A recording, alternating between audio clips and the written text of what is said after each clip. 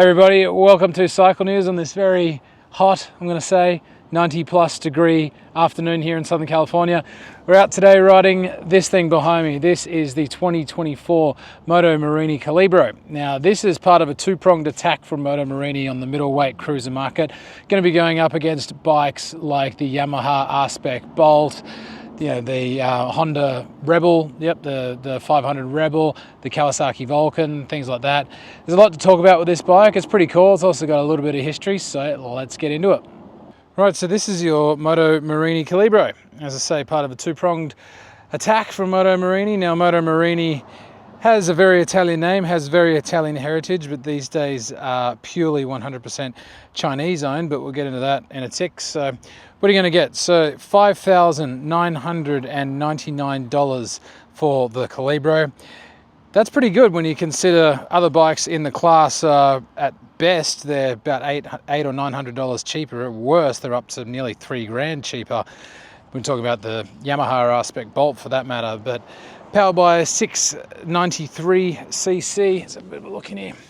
693cc parallel twin. Now, if that engine looks a little familiar, probably should. It's actually the old Kawasaki Ninja 650 motor that was that's now been sort of proprieted, say that many times, by CF Moto. But this one has been chunked out to 693cc, so you get a little bit more bang for your buck. You get 68 horsepower with this parallel twin. You also get a slipper clutch. You get Bosch fuel injection. Have a bit of a look around. You start to see a couple of the differences here with the price. You got fairly tiny J1 front calipers.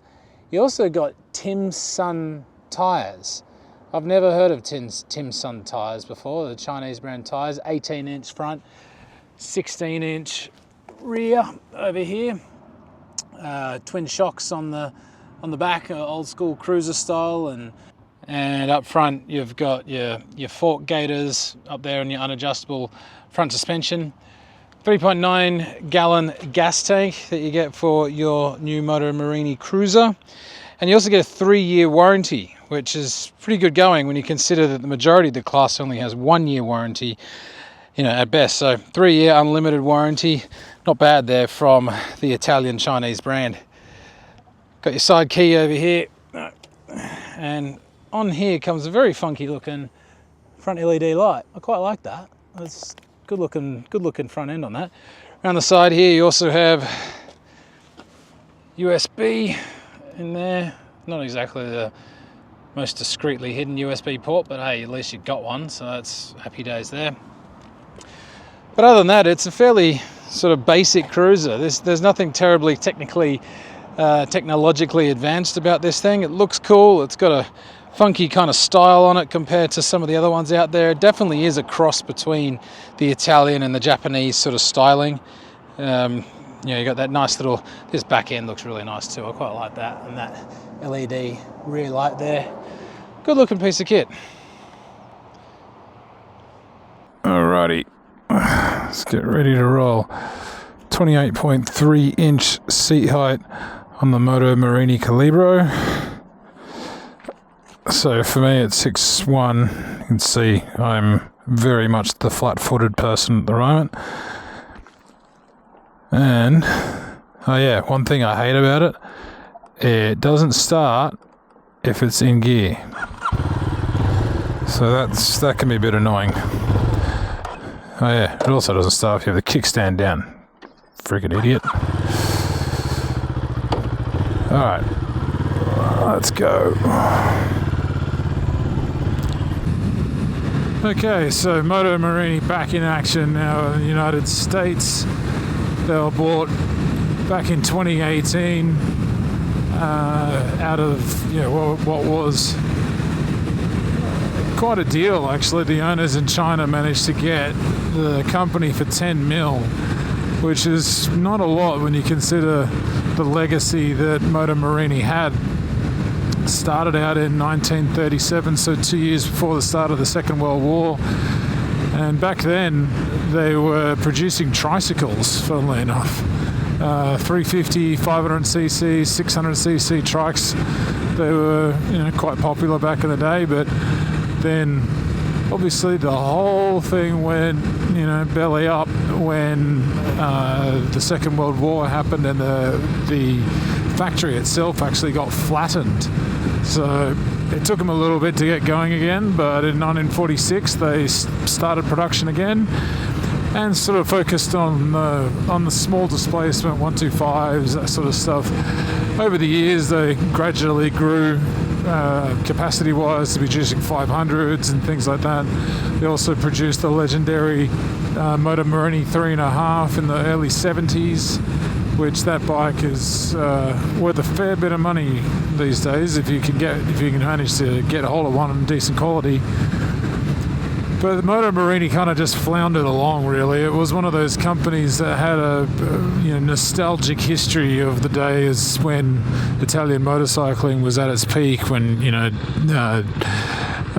Ducati wasn't even really Ducati at the time. They were making radios. Cagiva was on the up. MV Agusta was kind of dying. So there's a lot of Gilera, Benelli. Benelli's another one that got bought out by the Chinese. So, swings and roundabouts really, but now they've got a proper injection of funds and the models are now slowly but surely coming to the US. Okay, so 443 claimed pounds and 3.9 gallons of gas for your Moto Morini. Not too bad. Weight is obviously spread quite long and low in this, being the old cruiser chassis, 29-inch or so seat height, and I don't find it too uncomfortable. Although I've always been one to whinge and complain pretty heavily about cruiser seats. This one seems to be not too bad, all things considered. The engine having its genes from Kawasaki too, so it's not a Chinese designed engine. It's a very robust motor, and it pumps out a fair bit more horsepower than Kawasaki's own Vulcan, which runs the 650cc motor. So you get a lot more bang for your buck with this. Alright, so cruising 6 gear, 65 miles an hour. Got to say the vibrations in this thing are pretty minimal. You get a little bit through your hands, but overall it's really quite smooth, surprisingly smooth, because I've ridden a lot. You ride a Yamaha Bolt, you get a lot of vibes through the pegs and through the handlebars. The suspension, I've got to say, is probably not the most compliant out there. Unadjustable front fork, preload only on the rear, which I guess is to be expected for a price under $6,000. And some of these bumps along this back canyon road here, it's definitely starting to push the seat back up towards my butt. So, sometimes it's not that comfortable.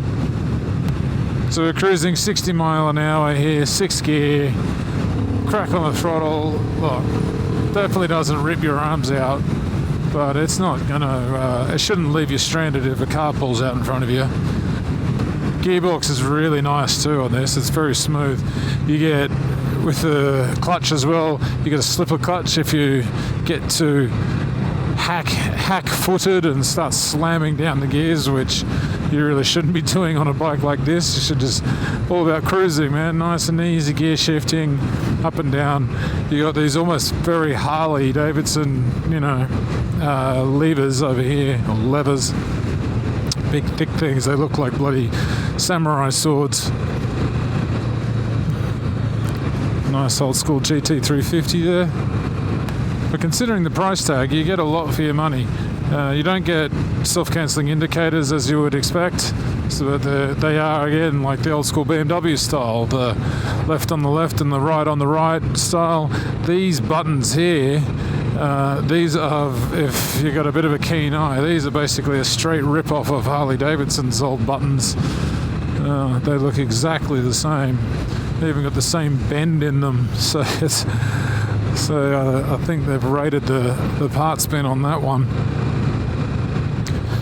But build quality on this is not bad, really. The paint's quite nice. The design on it's quite nice. I love that big single tacho there. Although I've got to admit, it is quite difficult to read that speedo. I've got the sun to the side of me, and yes, I have a dark visor on, but I'm not that blind. Okay, let's get out of the bloody draft of some of these cars, see if we can find somewhere we can open this up a bit. Third gear. Alright, come on, let's see what it's got.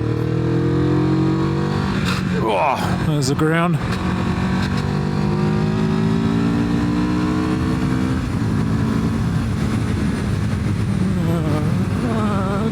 It handles pretty well. I mean, the tyres don't feel like they got a lot of they got grip, but they feel very wooden, very hard.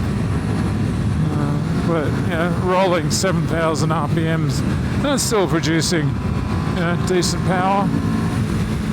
Picks up and goes all right.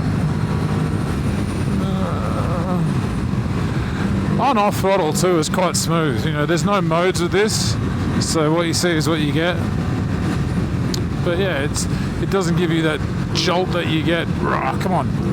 Yeah, so even at that point, it being really clumsy on the throttle, you don't get a big jolt between power, which is good, which is quite nice. You definitely hit the limits of that suspension pretty quickly when you start to rip it up there, even just little corners like that. It's not really designed for that sort of riding, but for what it is, it goes really well. So Moto Morini's Calibro is definitely in a very competitive segment of the modern motorcycle market. Bikes nowadays are either going one way, bikes these days are either going two ways. They're either getting a lot more expensive, or in some sections they're actually getting cheaper. And funnily enough, it's Chinese ones that are actually coming in as cheaper, which shouldn't be any surprise to anybody out there. But against bikes like the Honda Rebel, the well-established Honda Rebel, the equally established Kawasaki Vulcan, and the Yamaha R-Spec Bolt, I mean, that one's been around for ages. I remember building a Super Hooligan racer out of that thing about 8 years ago. So it's got a lot of competition to live up to. But at $5,900 or $5,999 MSRP, you get a 3-year warranty, which the other guys only give you a single-year warranty, unlimited mileage, all that stuff.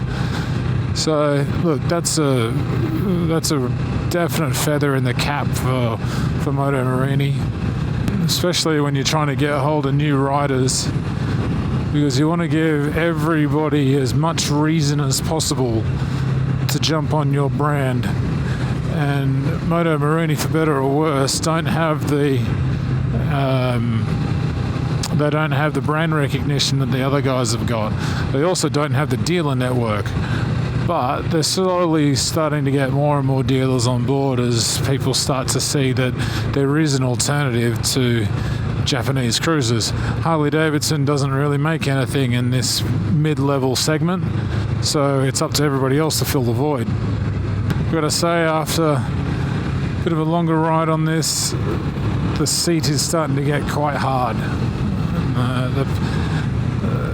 The seat appears to be one of those things that is really, really nice for the first little bit of the ride, and then afterwards it gets quite plankish, which my tailbone is not loving, I've got to say. Also, I've got to find the exhaust note, but this is certainly not limited to Moto Morini. This is probably a criticism of the entire category. The exhaust note is wholly uninspiring. Thanks to that gigantic muffler on there. I get it, you got to get it through sound emissions and all that sort of stuff, but man, it sounds like you're shooting a BB gun in a Coke can.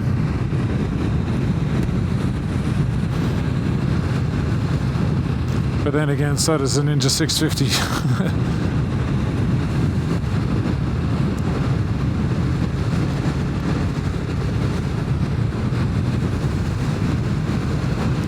This is more, it's, you know, style. This is the Moto Morini Calibro style. Just cruising along, checking out the horse farms. Haven't ridden it at night yet, so I can't comment on that LED headlight, but if it beams as good as it looks, then you'll have no problems lighting up the road at night. You don't get stuff like, you know, 6-axis IMUs or anything of that stuff. Cornering ABS, it doesn't need it after all. But that's all. If you start throwing all that stuff at your Moto Morini, you are going to go way past that $6,000 price tag. So Moto Morini's done pretty well at giving you everything you need and nothing you don't. And even though they are very bargain basement calipers, the brakes on this are not too bad. Let's see if we can get there. Oh, jeez, it doesn't take much. Come on. Crunch, crunch, crunch. All right, so brakes aren't too bad. They're not amazing, but they're pretty good for again, all price point stuff. Although I've already knocked off the hero knobs on that left peg. So ground clearance is certainly not on the Moto Morini side. But acceleration wise, it's not too bad. It cruises along quite nicely. Picks up to 70 miles an hour very easily. Rolling at 68 now. Again, very little vibrations through the handlebars and the foot pegs, although the comfort of the seat has long since disappeared. Part of that too is probably to do a bit with the shock, so I could probably stand to crank up the preload a couple of notches, but I've sat at enough seats that over my life I can tell if it's going to be any good or not, regardless of how much preload the thing's got. And yeah, I think this is probably the weakest point of the Moto Morini ride experience, is probably the seat. Something that can be easily fixed if you go to a tailor or a seat tailor and get one fitted up for your Calibro.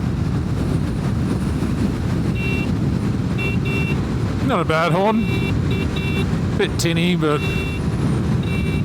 it's certainly no Indian truck horn, I'll give you that. Yeah, as you go over more of these road corrugations, the suspension's sort of bargain basement price point is definitely starting to shine through. You can feel most of the bumps in the road here. So if I were to be picking one up, I would be investigating doing something with that suspension just to smooth out those sort of top end ruts. So you're just going over that. Oh, I can feel that. And that shouldn't be much at all. But I think Moto Morini's definitely got the basics right with this bike. This is aimed at, essentially new riders, or even returning riders, older riders that don't really need or want anything that's overly aggressive in its ride position or in terms of its horsepower. The engine's really, really good. That's certainly impressive, and so is the gearbox. The gearbox is lovely. The brakes are not too bad. They will haul you up if you slam on them hard enough. And it's got some nice touches, like them big chunky brake levers and the analog tacho and things like that. Nice deep luminous paint. The paint's really good. Paint finish on this is quite nice. So it'll definitely find its niche in the market. All right, here we are at Cook's Corner, drinking a non-alcoholic beer. Can't drink and ride. Good day today riding the 2024 Moto Morini Calibro. As I say, first of two cruises that are going to be coming out this year for Moto Morini.